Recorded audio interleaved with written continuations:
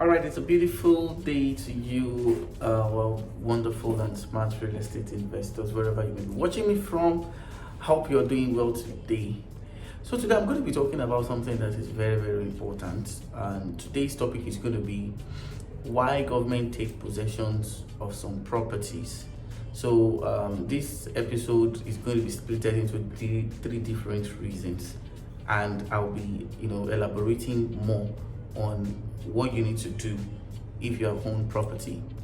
Now, in the previous video, I've talked about the different categorization of property. We looked at the committed, and we also look at the global acquisition, because we said that we have properties that categorize into committed and global acquisition. So if you have not seen that, you can go over through our previous video, you find it. So today I'm going to be talking about the reason why government take over properties, landed properties. Today we've seen how buildings have been demolished, and sometimes we have questions, because this person does not so are you now saying that this property does not have a C of O, or probably the owner did not get the required documents? And like I said, this video is going to be done in different series, so that we can have a total understanding. Now, we have established over time that for every property you get to see, there are projects that government have earmarked for such properties. And one of the things I want us to understand basically is that whenever you're buying a landed property from a real estate company, you need to have what we call an indemnity clause. I've said this before, and I'm going to say it again. Recently at Ibejuleki, looking at that Kaitoro town, some properties were demolished recently, and a lot of people, this raised a lot of concentration, a lot of questions. Are you not saying this property doesn't have a C of O, the owner? Now, one of the reasons why government demolish property, number one, is when a property is located across the road. Now, we've always said several times that when you're buying a property, it is very important you confirm if that property is not very close to the road. There's a normal setback that is required for a property. So if your property is not observing that normal setback, it will be demolished regardless of what is on it. So a property must have some required setback in order to avoid demolition. It was quite painful, because most of these people spend a lot of money on such property and it's gone. Now, another reason why properties get demolished basically is that some people build properties on drainages. There are some places that government have earmarked on drainages, and people have built properties there. Now, if your property, that's why we usually say that we need to understand the town planning law that concerns real estate, building, and construction of different activities on the landed property. Now, I've seen instances whereby people would always say that the service of a surveyor is expensive. No, it's not, because one of the things the surveyor does basically is that the surveyor maps those places. It tells you where these projects are, are situated, so that you will not make that same mistake. Do you understand? So sometimes, if those things are not adequately observed, your property will obviously be taken over. So we talked about building a property on the government road, building a property on drainages. These are things that obviously would attract demolition from government. Now, another reason why governments take over possessions of land basically is the title. Now, over time, I've spoken with people, I've done series on this. So if you're coming across this channel for the first time, you can scroll and check other videos. I can assure you that you're going to get value. Now, title document. This topic has generated a lot of controversies, to the point that even when some people take decisions on real estate, it's a clear indication that they don't understand most of these title documents. Now, a property has excision, a property has gazettes. Yes, first of all, that property is free. However, don't just bank on that alone. You should try as much as fact to perfect your title. If you can't get a C of O on that property, try as much as possible to get a governor's consent. Now, the reason why I'm doing this basically is that for people that are buying properties at Ibejuleki, for people that are buying Excision at Shongotedo, Excision at Aja, Excision at different places, Ibejuleki, all those Ekpe, Ilamija, of course, there's some properties that have Excision there.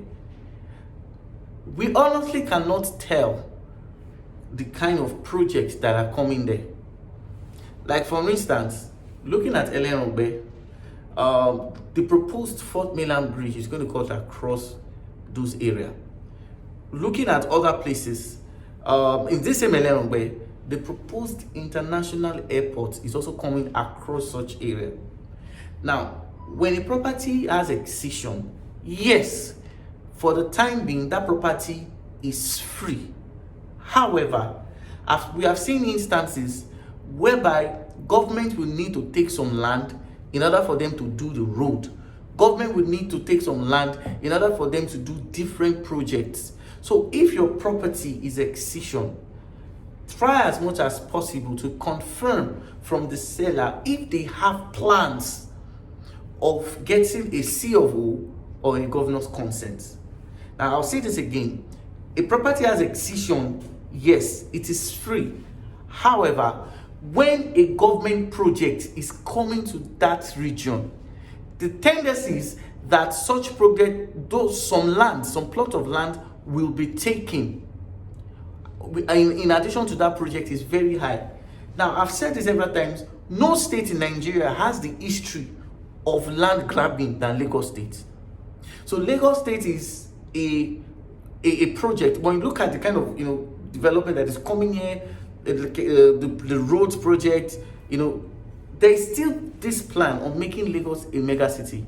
And that is why that if you're buying property in Ibejuleki, you're buying property in Shongotedo, you're buying property in Aja, in every area of Lagos State. More importantly, this area where we have the free trade zone, the Dangote, the international airport, all these projects, when you're buying, there should be a memorandum of understanding between you and the developer. And the question is, Mr. Developer, is there a plan to perfect this title in the future? If there is a plan to perfect this title in the future, how much is it? Yesterday, I learned very well that for you to perfect a title, whether it is Excision to governor's consent, whether it is freehold to government allocation, to get all this titles. Of course, I'll be talking about that in my next video. How you can secure a government allocation on a land that has Excision, how you can secure a governor's consent on a land that is gazetted, how you can secure a governor's consent on a land that has C of O. Obviously, we'll be discussing that in our next video. Obviously, as from Friday, we'll be dropping that. Now, the thing is, there have to be a memorandum of understanding between you and the developer. If the developer has the intention of perfecting the title, let it be stated in the contract of sale. If the developer does not have the intention of perfecting the title, ask if the developer knows somebody that can help you perfect the title. Now, the truth of the matter is, title perfection attracts a lot of money. So sometimes when you buy a property and you think because it has Excision, that's all. It has Gazette, that's all. Because we can't tell the plans the government have. That is why, as you're buying those properties, try as much as possible to just have it at the back of your mind that you will go for title perfection, if not now, later in the future. I hope I've been able to explain some of these things to you. I hope you have gotten value. It's a short video. We'll be releasing other subsequent video in some of our previous videos. So one of the things we've said basically is that your land has Excision, in view.